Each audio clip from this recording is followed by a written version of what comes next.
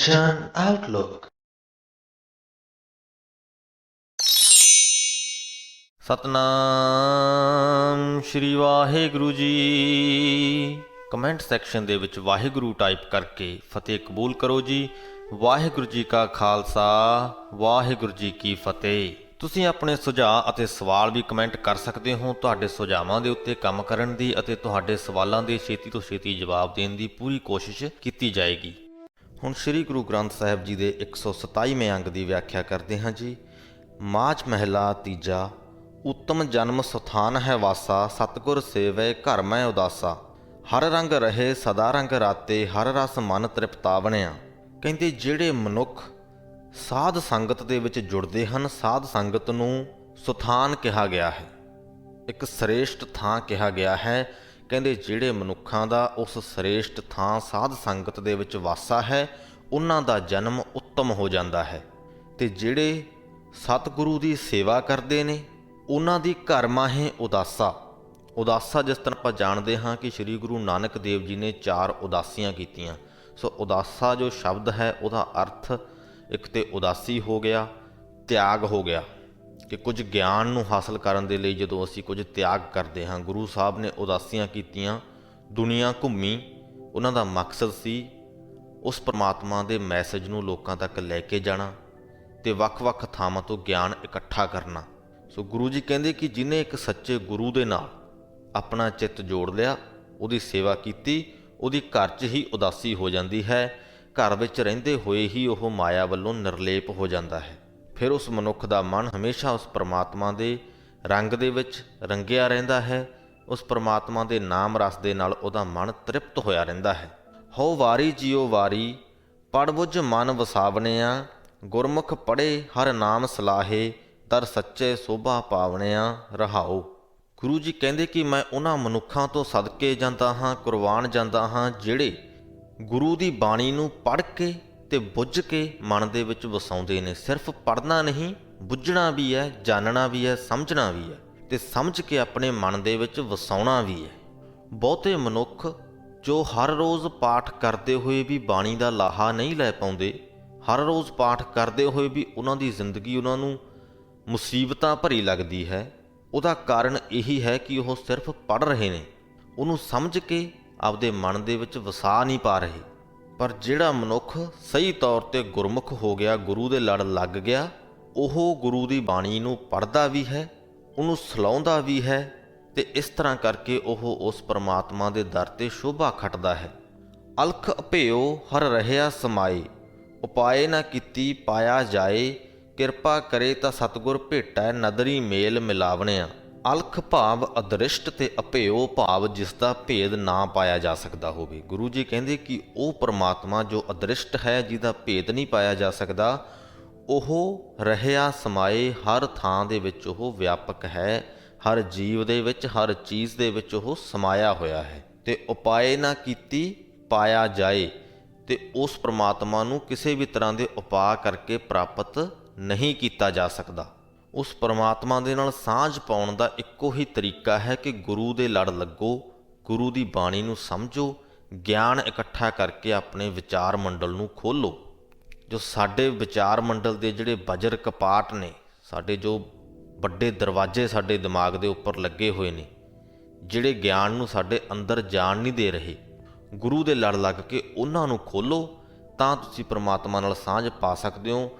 ਹੋਰ ਕਿਸੇ ਤਰ੍ਹਾਂ ਦੇ ਉਪਾਅ ਕਰਕੇ ਉਸ ਪਰਮਾਤਮਾ ਨੂੰ ਪਾਇਆ ਨਹੀਂ ਜਾ ਸਕਦਾ। ਪਰ ਇਹ ਸਭ ਕੁਝ ਉਸ ਪਰਮਾਤਮਾ ਦੀ ਕਿਰਪਾ ਤੋਂ ਬਿਨਾਂ ਹੋ ਵੀ ਨਹੀਂ ਸਕਦਾ। ਕਹਿੰਦੇ ਕਿਰਪਾ ਕਰੇ ਤਾਂ ਸਤਿਗੁਰ ਭੇਟਾ, ਕਿ ਜੇ ਉਹ ਪਰਮਾਤਮਾ ਕਿਰਪਾ ਕਰਦਾ ਜਿਹੜੇ ਮਨੁੱਖ ਦੇ ਉੱਤੇ, ਤਾਂ ਉਸ ਮਨੁੱਖ ਦਾ ਸੱਚੇ ਗੁਰੂ ਦੇ ਨਾਲ ਮੇਲ ਹੋ ਜਾਂਦਾ ਹੈ। ਤੇ ਇਸ ਤਰ੍ਹਾਂ ਪਰਮਾਤਮਾ ਆਪਣੀ ਮਿਹਰ ਦੀ ਨਜ਼ਰ ਦੇ ਨਾਲ ਉਸ ਮਨੁੱਖ ਨੂੰ ਆਪਣੇ ਚਰਨਾਂ ਦੇ ਵਿੱਚ ਮਿਲਾ ਲੈਂਦਾ ਹੈ। ਦੂਜੈ ਭਾਏ ਪੜ੍ਹੈ ਨਹੀਂ ਬੂਝੈ, ਤ੍ਰਿਵਧ ਮਾਇਆ ਕਾਰਨ ਲੂਝੈ। ਤ੍ਰਿਵਧ ਬੰਧਨ ਟੂਟੈ ਗੁਰ ਸ਼ਬਦੀ, ਗੁਰ ਸ਼ਬਦੀ ਮੁਕਤ ਕਰਾਵਣਿਆ। ਕਹਿੰਦੇ ਜਿਹੜਾ ਮਨੁੱਖ ਦੂਜੇ ਭਾਏ ਲੱਗਿਆ ਹੋਇਆ ਹੈ, ਪਰਮਾਤਮਾ ਨੂੰ ਛੱਡ ਕੇ ਮਾਇਆ ਦੇ ਪ੍ਰੇਮ ਦੇ ਵਿੱਚ ਲੱਗਿਆ ਹੋਇਆ ਹੈ, ਉਹ ਧਾਰਮਿਕ ਪੁਸਤਕਾਂ ਪੜ੍ਹਦਾ ਤਾਂ ਹੈ ਪਰ ਨਹੀਂ ਬੂਝੈ। ਪੜ੍ਹੈ ਨਹੀਂ ਬੂਝੈ, ਪੜ੍ਹਦਾ ਤਾਂ ਹੈ ਪਰ ਸਮਝਦਾ ਨਹੀਂ ਹੈ। ਤੇ ਇਸ ਕਰਕੇ ਉਹ ਤ੍ਰਿਵਿਧ ਮਾਇਆ, ਤਿੰਨ ਗੁਣੀ ਮਾਇਆ ਦੇ ਕਾਰਨ ਖਿੱਚਦਾ ਰਹਿੰਦਾ ਹੈ, ਉਹਨੂੰ ਇਕੱਠੀ ਕਰਨ ਦੀ ਤਾਂਘ 'ਚ ਰਹਿੰਦਾ ਹੈ। ਪਰ ਇਹ ਜਿਹੜੇ ਤਿੰਨ ਗੁਣੀ ਮਾਇਆ ਦੇ ਬੰਧਨ ਨੇ, ਇਹ ਗੁਰੂ ਦੇ ਸ਼ਬਦਾਂ ਦੇ ਵਿੱਚ ਜੁੜਿਆਂ ਹੀ ਟੁੱਟਦੇ ਨੇ। ਗੁਰੂ ਦੇ ਸ਼ਬਦਾਂ ਵਿੱਚ ਜੁੜਿਆਂ ਹੀ ਇਸ ਮਾਇਆ ਦੇ ਮੋਹ ਤੋਂ ਅਸੀਂ ਮੁਕਤੀ ਹਾਸਲ ਕਰ ਸਕਦੇ ਹਾਂ। ਇਹ ਮਨ ਚੰਚਲ ਵਸ ਨਾ ਆਵੈ, ਦੁਬਿਧਾ ਲਾਗੈ ਦਹਿ ਦਿਸ ਧਾਵੈ, ਵਿਖ ਕਾ ਕੀੜਾ ਵਿਖ ਮਹਿਰਾਤਾ, ਵਿਖ ਹੀ ਮਾਹੇ ਪਚਾਵਣਿਆ। ਤੇ ਮਾਇਆ ਦੇ ਮੋਹ ਦੇ ਵਿੱਚ ਪਿਆ ਹੋਇਆ ਮਨੁੱਖ ਦਾ ਇਹ ਮਨ ਚੰਚਲ ਹੋ ਜਾਂਦਾ ਹੈ। ਚੰਚਲ ਤੋਂ ਭਾਵ ਕਿ ਜਿਹੜਾ ਇੱਕ ਥਾਂ ਟਿਕ ਕੇ ਨਹੀਂ ਰਹਿੰਦਾ। ਤੇ ਵਸ ਨਾ ਆਵੈ, ਉਹਦੇ ਵਸ 'ਚ ਕੀਤਿਆਂ ਵੀ ਉਹਦਾ ਮਨ ਉਹਦੇ ਵਸ ਦੇ ਵਿੱਚ ਨਹੀਂ ਆਉਂਦਾ, ਉਹ ਦੁਚਿੱਤੀ ਦੇ ਵਿੱਚ ਪਿਆ ਰਹਿੰਦਾ ਹੈ।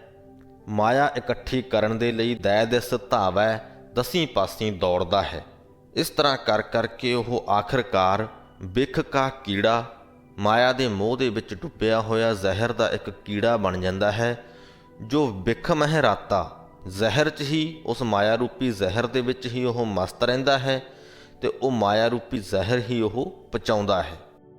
ਹਉ ਹਉ ਕਰੇ ਤੈ ਆਪ ਜਣਾਏ, ਬਹੁ ਕਰਮ ਕਰੈ ਕਿਛ ਥਾਏ ਨਾ ਪਾਏ, ਤੁਝ ਤੇ ਬਾਹਰ ਕਿਛ ਨਾ ਹੋਵੈ, ਬਖਸੇ ਸ਼ਬਦ ਸੁਹਾਵਣਿਆ।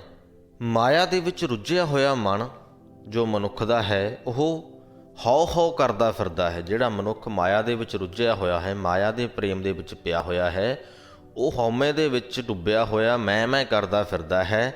ਆਪਣੇ ਆਪ ਨੂੰ ਜਣਾਏ, ਆਪ ਜਣਾਏ ਭਾਵ ਆਪਣੇ ਆਪ ਨੂੰ ਵੱਡਾ ਵਿਖਾਉਣ ਦੀ ਕੋਸ਼ਿਸ਼ ਕਰਦਾ ਹੈ ਹਮੇਸ਼ਾ। ਬਹੁ ਕਰਮ ਕਰੈ ਕਿਛ ਥਾਏ ਨਾ ਪਾਏ, ਉਸ ਪਰਮਾਤਮਾ ਨੂੰ ਪ੍ਰਸੰਨ ਕਰਨ ਦੇ ਲਈ ਜਾਂ ਪਾਉਣ ਦੇ ਲਈ ਬਹੁਤ ਤਰ੍ਹਾਂ ਦੇ ਮਿੱਥੇ ਹੋਏ ਧਾਰਮਿਕ ਕਰਮ ਕਾਂਡ ਵੀ ਉਹ ਕਰਦਾ ਹੈ, ਪਰ ਉਸ ਪਰਮਾਤਮਾ ਦੀ ਹਜ਼ੂਰੀ ਦੇ ਵਿੱਚ ਉਹਨਾਂ ਕਰਮ ਕਾਂਡਾਂ ਦਾ ਰੱਤੀ ਮੁੱਲ ਵੀ ਨਹੀਂ ਪੈਂਦਾ।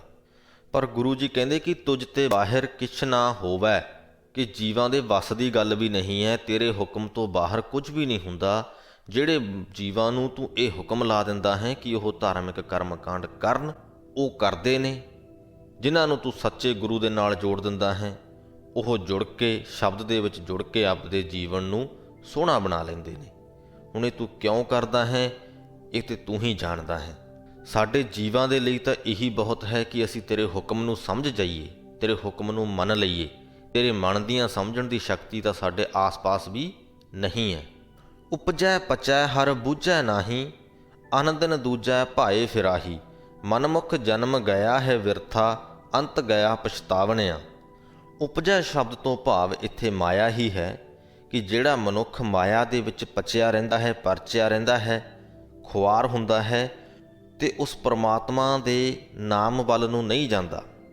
ਉਪਜੈ ਪਚੈ ਹਰ ਬੂਝੈ ਨਾਹੀ, ਅਨੰਦਨ ਦੂਜੈ ਭਾਏ ਫਿਰਾਹੀ, ਮਾਇਆ ਦੇ ਮੋਹ ਦੇ ਵਿੱਚ ਹੀ ਉਹ ਖੁਆਰ ਹੁੰਦਾ ਰਹਿੰਦਾ ਹੈ, ਧੱਕੇ ਖਾਂਦਾ ਫਿਰਦਾ ਰਹਿੰਦਾ ਹੈ। ਇਸ ਤਰ੍ਹਾਂ ਉਹ ਮਨਮੁਖ ਜਨਮ ਗਿਆ ਹੈ ਵਿਰਥਾ। ਇਸ ਮਨ ਦੇ ਪਿੱਛੇ ਚੱਲਣ ਵਾਲੇ ਮਨੁੱਖ ਦਾ ਜੋ ਜਨਮ ਹੈ, ਉਹ ਵਿਰਥਾ ਚਲਾ ਜਾਂਦਾ ਹੈ, ਅਜਾਈਂ ਚਲਾ ਜਾਂਦਾ ਹੈ ਤੇ ਅੰਤ ਨੂੰ ਉਹ ਪਛਤਾਉਂਦਾ ਹੋਇਆ ਇਸ ਜੱਗ ਨੂੰ ਅਲਵਿਦਾ ਕਹਿ ਕੇ ਜਾਂਦਾ ਹੈ। ਪਿਰ ਪਰਦੇਸ ਸਿਗਾਰ ਬਣਾਏ, ਮਨਮੁਖ ਅੰਧ ਐਸੇ ਕਰਮ ਕਮਾਏ, ਹਲਤ ਨਾ ਸੋਭਾ ਪਲਤ ਨਾ ਢੋਈ, ਬਿਰਥਾ ਜਨਮ ਗਵਾਵਣਿਆ। ਕਹਿੰਦੇ ਜਿਹੜੀ ਇਸਤਰੀ ਦਾ ਪਤੀ ਪਰਦੇਸਾਂ ਦੇ ਵਿੱਚ ਹੋਵੇ ਤੇ ਉਹ ਸ਼ਿੰਗਾਰ ਲਗਾਉਂਦੀ ਫਿਰੇ, ਇਸ ਤਰ੍ਹਾਂ ਉਹ ਸੁੱਖ ਹਾਸਲ ਨਹੀਂ ਕਰ ਸਕਦੀ। ਤੇ ਇਹੀ ਹਾਲਤ ਮਨਮੁਖ ਮਨੁੱਖਾਂ ਦੀ ਹੈ। ਮਨਮੁਖ ਅੰਧ ਐਸੇ ਕਰਮ ਕਮਾਏ, ਕਿ ਜੋ ਮਨਮੁਖ ਮਨੁੱਖ ਹੈ ਉਹ ਵੀ ਇੱਦਾਂ ਦੇ ਹੀ ਕਰਮ ਕਰਦਾ ਹੈ। ਪਰਮਾਤਮਾ ਨਾਲ ਦੂਰ ਦੂਰ ਤੱਕ ਉਹਦੀ ਕੋਈ ਸਾਂਝ ਨਹੀਂ, ਪਰ ਧਾਰਮਿਕ ਕਰਮ ਕਾਂਡਾਂ ਦੇ ਵਿੱਚ ਉਹ ਰੁੱਝਿਆ ਰਹਿੰਦਾ ਹੈ, ਜਿਨ੍ਹਾਂ ਦਾ ਉਹਨੂੰ ਫਾਇਦਾ ਕੋਈ ਨਹੀਂ ਹੁੰਦਾ। ਇਸ ਤਰ੍ਹਾਂ ਨਾ ਤਾਂ ਉਹਨੂੰ ਹਾਲਤ 'ਚ ਸ਼ੋਭਾ ਮਿਲਦੀ ਹੈ, ਇਸ ਦੁਨੀਆ ਦੇ ਵਿੱਚ ਸ਼ੋਭਾ ਮਿਲਦੀ ਹੈ ਜਦੋਂ ਉਹ ਖੁਸ਼ਨੁਮਾ ਜ਼ਿੰਦਗੀ ਜਿਉਂ ਰਿਹਾ ਹੁੰਦਾ ਹੈ। ਹਾਲਤ ਤੋਂ ਭਾਵ ਇਹ ਦੁਨੀਆ ਤੋਂ ਭਾਵ ਕਿ ਜਦੋਂ ਉਹ ਖੁਸ਼ਨੁਮਾ ਜ਼ਿੰਦਗੀ ਜਿਉਂ ਰਿਹਾ ਹੁੰਦਾ ਹੈ, ਨਾ ਤਾਂ ਉਹਨੂੰ ਉਸ ਵੇਲੇ ਕੋਈ ਸ਼ੋਭਾ ਮਿਲਦੀ ਹੈ ਤੇ ਨਾ ਪਲਤ ਦੇ ਵਿੱਚ ਢੋਈ ਮਿਲਦੀ ਹੈ।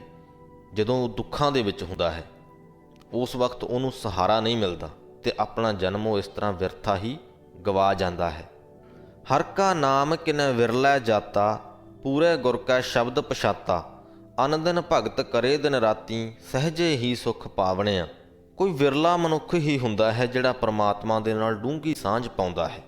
ਉਹ ਵਿਰਲਾ ਮਨੁੱਖ ਗੁਰੂ ਦੇ ਸ਼ਬਦਾਂ ਦੇ ਵਿੱਚ ਜੁੜ ਕੇ ਉਸ ਪਰਮਾਤਮਾ ਨਾਲ ਸਾਂਝ ਪਾਉਂਦਾ ਹੈ, ਤੇ ਫਿਰ ਜਦੋਂ ਇੱਕ ਵਾਰ ਉਹਦੀ ਸਾਂਝ ਪੈ ਗਈ ਤਾਂ ਅਨ ਦਿਨ ਭਗਤ ਕਰੇ ਦਿਨ ਰਾਤੀ, ਤਾਂ ਫਿਰ ਉਹ ਦਿਨ ਰਾਤ ਹਰ ਰੋਜ਼ ਉਸ ਪਰਮਾਤਮਾ ਦੀ ਭਗਤੀ ਦੇ ਵਿੱਚ ਰੁੱਝਿਆ ਰਹਿੰਦਾ ਹੈ ਤੇ ਇਸ ਤਰ੍ਹਾਂ ਸਹਿਜੇ ਹੀ ਸੁਖ ਪਾਵਣਿਆਂ ਆਤਮਿਕ ਅਡੋਲਤਾ ਦੇ ਵਿੱਚ ਟਿਕ ਕੇ ਆਨੰਦ ਭਰਿਆ ਜੀਵਨ ਬਤੀਤ ਕਰਦਾ ਹੈ। ਸਭ ਮਹਿ ਵਰਤੈ ਏਕੋ ਸੋਈ, ਗੁਰਮੁਖ ਵਿਰਲਾ ਬੂਝੈ ਕੋਈ। ਨਾਨਕ ਨਾਮ ਰਤੇ ਜਨ ਸੋਹੇ, ਕਰ ਕਿਰਪਾ ਆਪ ਮਿਲਾਵਣਿਆ। ਇੱਥੇ ਵੀ ਗੁਰੂ ਜੀ ਕਹਿੰਦੇ ਕਿ ਕੋਈ ਵਿਰਲਾ ਹੀ ਗੁਰਮੁਖ ਹੁੰਦਾ ਹੈ ਜਿਹੜਾ ਗੁਰੂ ਦੇ ਲੜ ਲੱਗਦਾ ਹੈ, ਕੋਈ ਵਿਰਲਾ ਹੀ ਅਜਿਹਾ ਇਨਸਾਨ ਹੁੰਦਾ ਹੈ ਜਿਹੜਾ ਇਹ ਗੱਲ ਬੁੱਝਦਾ ਹੈ ਕਿ ਸਭ ਮਹਿ ਵਰਤੈ ਏਕੋ ਸੋਈ, ਕਿ ਸਾਰਿਆਂ ਦੇ ਵਿੱਚ ਇੱਕੋ ਹੀ ਪਰਮਾਤਮਾ ਦਾ ਵਾਸ ਹੈ। ਬੇਸ਼ੱਕ ਉਹ ਕੋਈ ਛੋਟਾ ਜਿਹਾ ਕੀੜਾ ਮਕੌੜਾ ਹੈ, ਬੇਸ਼ੱਕ ਉਹ ਕੋਈ ਵੱਡਾ ਜਾਨਵਰ ਹੈ ਜਾਂ ਮਨੁੱਖ ਹੈ, ਕਿਸੇ ਵੀ ਤਰ੍ਹਾਂ ਦੀ ਬਨਸਪਤੀ ਹੈ, ਪੌਦਾ ਹੈ, ਕੁਛ ਵੀ ਹੈ, ਹਰ ਚੀਜ਼ ਦੇ ਵਿੱਚ, ਹਰ ਸ਼ੈ ਦੇ ਵਿੱਚ ਇੱਕ ਹੀ ਪਰਮਾਤਮਾ ਦਾ ਵਾਸ ਹੈ। ਪਰ ਇਹ ਗੱਲ ਕੋਈ ਵਿਰਲਾ ਗੁਰਮੁਖ ਹੀ ਬੁੱਝਦਾ ਹੈ। ਗੁਰੂ ਜੀ ਕਹਿੰਦੇ ਕਿ ਉਹ ਜਨ ਸੋਂਦੇ ਨੇ, ਉਹ ਮਨੁੱਖ ਸੁਹਾਵਣੇ ਜੀਵਨ ਵਾਲੇ ਹੋ ਜਾਂਦੇ ਨੇ ਜਿਹੜੇ ਪਰਮਾਤਮਾ ਦੇ ਨਾਮ ਰੰਗ ਦੇ ਵਿੱਚ ਰੰਗੇ ਰਹਿੰਦੇ ਨੇ ਤੇ ਜਿਨ੍ਹਾਂ ਨੂੰ ਪਰਮਾਤਮਾ ਆਪ ਕਿਰਪਾ ਕਰਕੇ ਆਪਣੇ ਆਪ ਦੇ ਵਿੱਚ ਮਿਲਾ ਲੈਂਦਾ ਹੈ। ਸੋ ਇਸ ਦੇ ਨਾਲ ਹੀ ਸ੍ਰੀ ਗੁਰੂ ਗ੍ਰੰਥ ਸਾਹਿਬ ਜੀ ਦੇ 127ਵੇਂ ਅੰਗ ਦੀ ਵਿਆਖਿਆ ਦੀ ਸਮਾਪਤੀ ਹੁੰਦੀ ਹੈ। ਇਸ ਵਿੱਚ ਵੀ ਅਸੀਂ ਇਹੀ ਜਾਣਿਆ ਹੈ ਕਿ ਕਿਸ ਤਰ੍ਹਾਂ ਜੇਕਰ ਅਸੀਂ ਗੁਰੂ ਦੇ ਲੜ ਲੱਗਦੇ ਹਾਂ, ਗੁਰੂ ਦੀ ਸ਼ਬਦਾਂ ਦੇ ਵਿੱਚ ਜੁੜਦੇ ਹਾਂ, ਬਾਣੀ ਦੇ ਵਿੱਚ ਜੁੜਦੇ ਹਾਂ, ਬਾਣੀ ਨੂੰ ਸਿਰਫ ਪੜ੍ਹਦੇ ਨਹੀਂ, ਉਹਨੂੰ ਸਮਝ ਕੇ ਆਪਣੀ ਮਨ ਦੇ ਵਿੱਚ ਵਸਾ ਲੈਂਦੇ ਹਾਂ, ਤਾਂ ਅਸੀਂ ਆਪਣੇ ਜੀਵਨ ਨੂੰ ਸੋਹਣਾ ਬਣਾ ਸਕਦੇ ਹਾਂ। ਤੇ ਦੂਜੇ ਪਾਸੇ ਜੇਕਰ ਅਸੀਂ ਮਾਇਆ ਦੇ ਲੜ ਲੱਗਦੇ ਹਾਂ, ਮਾਇਆ ਦੇ ਪਿਆਰ ਦੇ ਵਿੱਚ ਪਏ ਰਹਿੰਦੇ ਹਾਂ, ਮਨ ਦੇ ਪਿੱਛੇ ਲੱਗ ਕੇ ਤੁਰੇ ਰਹਿੰਦੇ ਹਾਂ, ਤਾਂ ਫਿਰ ਅਸੀਂ ਹਲਤ ਪਲਤ ਦੋਵਾਂ ਦੇ ਵਿੱਚ ਹੀ ਦੁਖੀ ਰਹਿੰਦੇ ਹਾਂ। ਦੂਜੀ ਗੱਲ ਜੋ ਇਸ ਅੰਗ ਦੀ ਬਾਣੀ ਦੇ ਵਿੱਚੋਂ ਸਾਨੂੰ ਸਾਹਮਣੇ ਆਈ ਹੈ ਉਹ ਇਹ ਹੈ ਕਿ ਧਾਰਮਿਕ ਕਰਮ ਕਾਂਡ ਕਰਕੇ ਅਸੀਂ ਉਸ ਪਰਮਾਤਮਾ ਨੂੰ ਪ੍ਰਾਪਤ ਨਹੀਂ ਕਰ ਸਕਦੇ, ਉਸ ਪਰਮਾਤਮਾ ਦੇ ਨਾਲ ਸਾਂਝ ਨਹੀਂ ਪਾ ਸਕਦੇ। ਫਿਰ ਤੁਸੀਂ ਭਾਵੇਂ ਜਿੰਨੀਆਂ ਮਰਜ਼ੀ ਅਰਦਾਸਾਂ ਕਰੀ ਜਾਓ, ਹੱਜ ਕਰੀ ਜਾਓ, ਜੱਗ ਕਰੀ ਜਾਓ, ਭੰਡਾਰੇ ਲਾਈ ਚੱਲੋ, ਪੁੰਨਦਾਨ ਕਰੀ ਚੱਲੋ, ਤੀਰਥ ਯਾਤਰਾਵਾਂ, ਤੀਰਥ ਇਸ਼ਨਾਨ ਕਰੀ ਚੱਲੋ, ਇਹਨਾਂ ਸਭ ਚੀਜ਼ਾਂ ਦਾ, ਇਹ ਸਭ ਕੀ ਨੇ? ਇੱਕ ਮਿੱਥੇ ਹੋਏ ਧਾਰਮਿਕ ਕੰਮ ਨੇ ਜਿਨ੍ਹਾਂ ਦੇ ਕੀਤਿਆਂ ਪਰਮਾਤਮਾ ਨਾਲ ਸਾਂਝ ਪਾਈ ਨਹੀਂ ਜਾ ਸਕਦੀ। ਸੋ ਉਮੀਦ ਕਰਦੇ ਹਾਂ ਕਿ ਤੁਹਾਨੂੰ ਇਸ ਗੱਲ ਦੀ ਸਮਝ ਲੱਗੀ ਹੋਏਗੀ। ਤੁਸੀਂ ਬਹੁਤ ਵਧੀਆ ਕਦਮ ਚੁੱਕਿਆ ਹੋਇਆ ਹੈ ਜੋ ਇਹ ਵੀਡੀਓਜ਼ ਵੇਖ ਕੇ ਗੁਰੂ ਦੀ ਬਾਣੀ ਨੂੰ ਸਿਰਫ ਪੜ੍ਹ ਨਹੀਂ ਬਲਕਿ ਸਮਝ ਰਹੇ ਹੋ, ਤੇ ਹੌਲੀ ਹੌਲੀ ਤੁਹਾਡੇ ਮਨ ਦੇ ਵਿੱਚ ਇਹ ਸਾਰੇ ਦੇ ਸਾਰੇ ਸੰਦੇਸ਼ ਜੋ ਗੁਰੂ ਸਾਹਿਬ ਸਾਨੂੰ ਦੇ ਕੇ ਗਏ ਹਨ ਵਸ ਵੀ ਜਾਣਗੇ ਤੇ ਤੁਹਾਡੇ ਜੀਵਨ ਦੇ ਵਿੱਚ ਸੋਹਣੀਆਂ ਤਬਦੀਲੀਆਂ ਜ਼ਰੂਰ ਆਉਣਗੀਆਂ। ਸੋ ਇਸੇ ਸੰਦੇਸ਼ ਦੇ ਨਾਲ ਹੀ ਫਤਿਹ ਕਬੂਲ ਕਰੋ ਜੀ। ਵਾਹਿਗੁਰੂ ਜੀ ਕਾ ਖਾਲਸਾ, ਵਾਹਿਗੁਰੂ ਜੀ ਕੀ ਫਤਿਹ।